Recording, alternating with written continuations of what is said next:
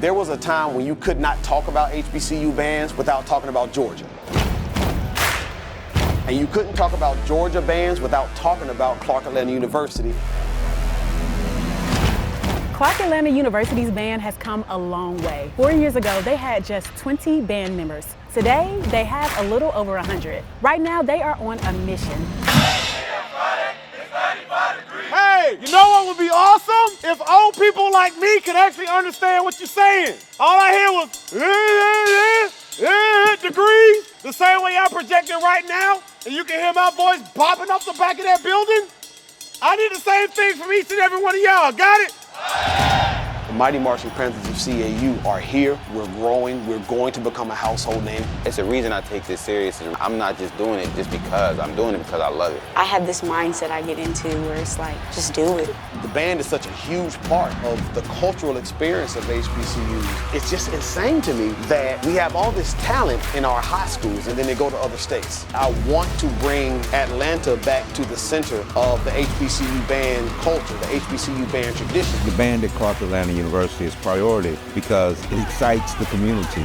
Y'all see the vision?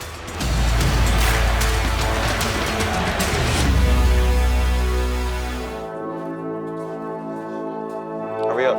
If y'all hear them warming up, hurry up, run. Y'all don't got much time to waste. Hey, I need 25 from all y'all. Take it too long. Hey, tell him strap down. I need 25 from him. Here, the drum majors, we don't move like this. We move with a purpose. Coming from up north, you don't have really marching bands, you just have concert bands. We got brothers that came down here, we were brand new to it, we didn't know how to march, we didn't know how to do nothing. But once you get the love for it and you keep playing and you practice and you work hard, you're gonna love it. 2 years ago? Yeah, 2 years ago. 2 years ago, we both auditioned at the same time. He made it his first year. I didn't make it my first year, but me, I'm never a person to give up. So I made myself do it over and I made it the next year. Oh, Lord Jesus. My name is Anaya Samuel. I'm from Douglasville, Georgia. Hey, y'all. What y'all working on? I played trombone since middle school, actually, 6th grade.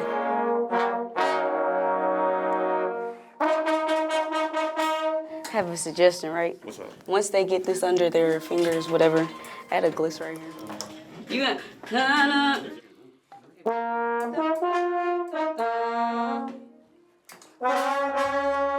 Yes, yes. I'm kind of a little historic because it's been 7 years since they had a female drum major. If you think about the ladies, they're mostly the people dancing with the music, but they're not the ones playing the music or even holding a mix in their hand. So it's just a stereotypical thing. Sometimes they don't even realize I'm a girl. Like, they'll be like, oh, you go, girl. Like, they'll be like, wait a minute, you know? They get really excited. I know what I'm talking about.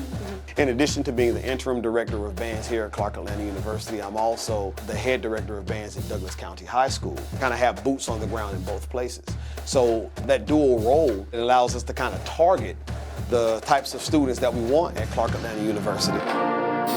The bottom line is it's a retention tool. Students who participate in extracurricular activities persist at a higher rate and increases our retention rate for our students. So that's why the band is ultimately important to us. I want to bring Clark Atlanta back to the center of the HBCU culture. And the way that we're going to do that is by developing musicians first, and then we gradually pull that attention back.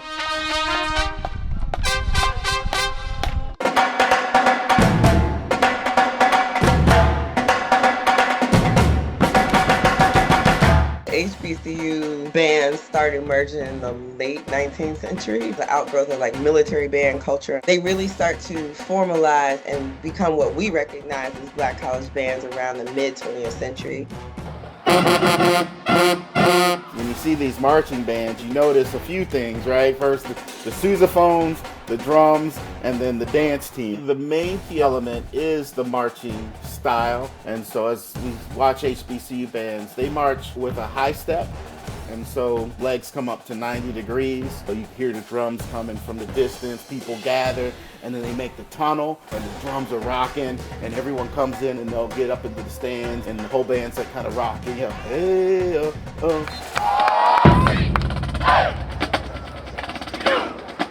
If you're talking about a current college student who was born in the 21st century, they're still connected to this genre of music that is now 50 years old.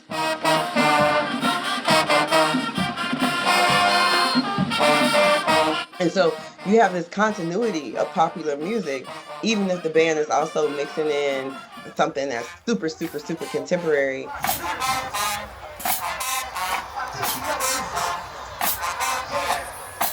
HBCU bands have found ways to give a little bit to each generation.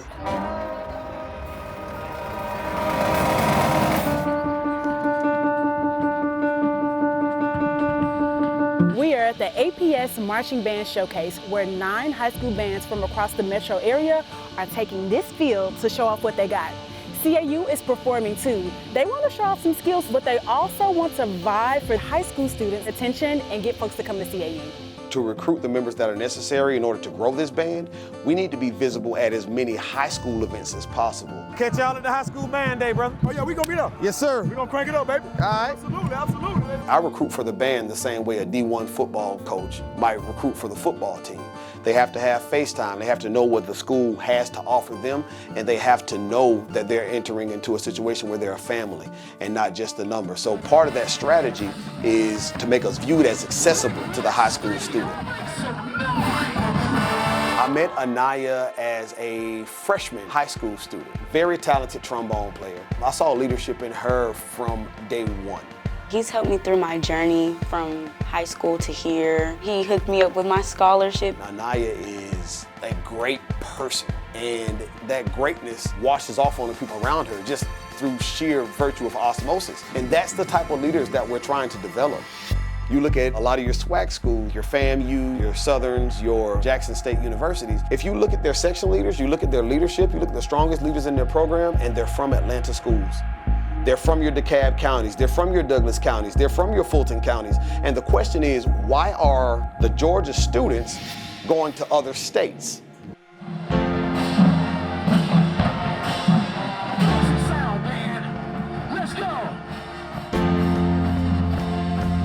I want to bring Atlanta back to the center of the HBCU band culture, because Atlanta is the cultural center for not only HBCUs, but Black culture in general. So right now, we're just doing everything we can to recruit. This is my first year running everything. Matter of fact, technically homecoming would be my anniversary. We're growing, and all the amazing things we're doing are put front and center right there during homecoming. Boom! Hop, tech, hop, C-A-U! The big deal about homecoming, we have long practices. Oh, they had to drop. Somebody did an oops. If we doing something and you mess up and you like, oh, I gotta get this in my head, push-ups get you to understand that we gotta lock in, we got stuff to do. Homecoming is coming up, so, you know, that's gonna be a lot of work to be put in.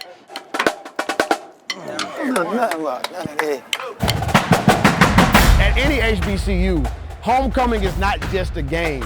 Homecoming is a family reunion. Whole family. Let me tell you something. Mom coming to homecoming, sister coming to homecoming, cousin coming to homecoming, uncle coming to homecoming, auntie coming to homecoming. Homecoming is the biggest crowd we're gonna have. Probably one of the largest crowds we're gonna have this year.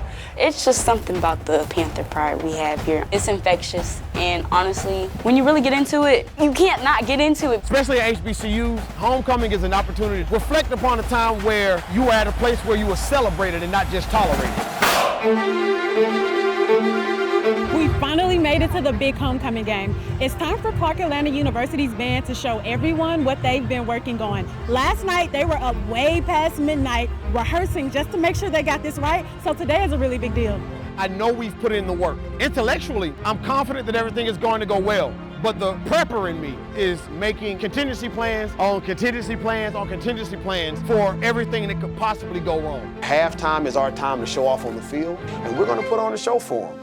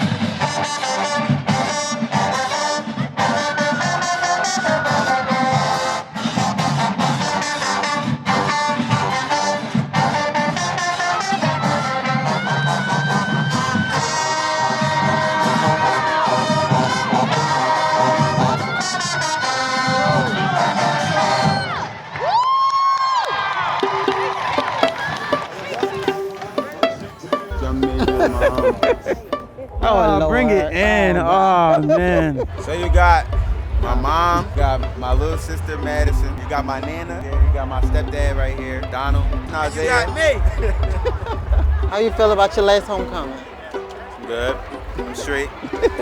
After homecoming today, the work doesn't stop. In the public eye, this is just the beginning. As far as the greater campus, this is their first taste. This is year one of probably a 3-year plan. When I got here, I wanted to be better, get better, experience better. And here I am. I did it because I put my mind to it. We're building good people using music as the catalyst. And I think this is the first step to making that happen. If you have a solid band on the campus of your HBCU, great things are going to follow.